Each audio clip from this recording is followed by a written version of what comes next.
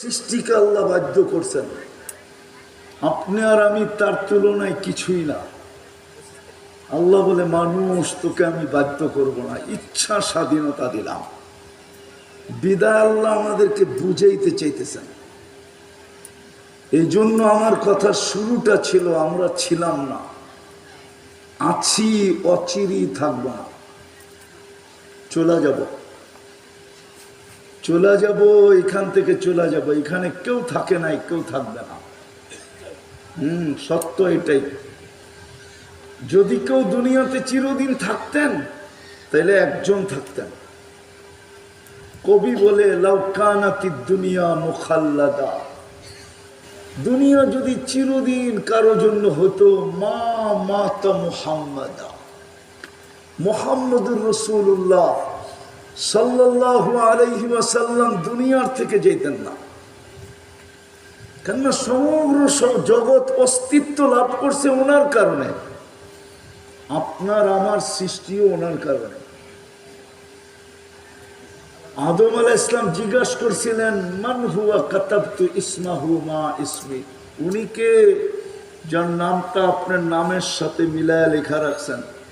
বলছে, কোথায় দেখলে? বলে, দেখি নাই কোথায়, প্রথম তো আরশই দেখছি, এখন তো জান্নাতের প্রত্যেকটা বস্তুর ভিতরে দেখতেছি এই কলেমা খচিত। কে উনি? আল্লাহ বলছে, লাউলাহু লামা খালাকতুকা ইয়া আদম, উনি না হইলে তোমার অস্তিত্ব হতো না। আর ওনার অস্তিত্ব কবে? উনি বলতেছে, আনা নাবিয়্যুন ওয়াল আদমু বাইনাল মাই ওয়াত তিন, আদমের এখনো মাটি নির্বাচিত করা হয় নাই, আনাই হয় নাই, মাটি ডালাই হয় নাই। আমার ধারণা বলে আল্লাহ বানানের মনে হয় ইচ্ছাই করেন না এখনো। আল্লাহ রসুল বলতেছে, আমি এর আগের থেকে নবী হিসাবে নির্বাচিত। উনি চিরদিন থাকতেন। উনি যখন থাকেন না, এত বড় ব্যক্তিত্ব, ওইদিকে গেলে হারায় যাব। উনি চিরদিন থাকতেন, বিদায় আমরা কেউ থাকবো না, চলে যাব। আর এটাও সত্য, আমরা এটা দেখতে দেখতে অভ্যস্ত।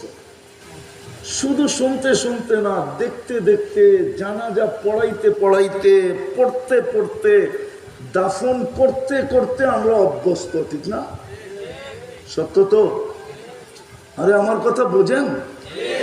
সত্য তো? হ্যাঁ, আমরা দাফন দেখতে দেখতে অভ্যস্ত।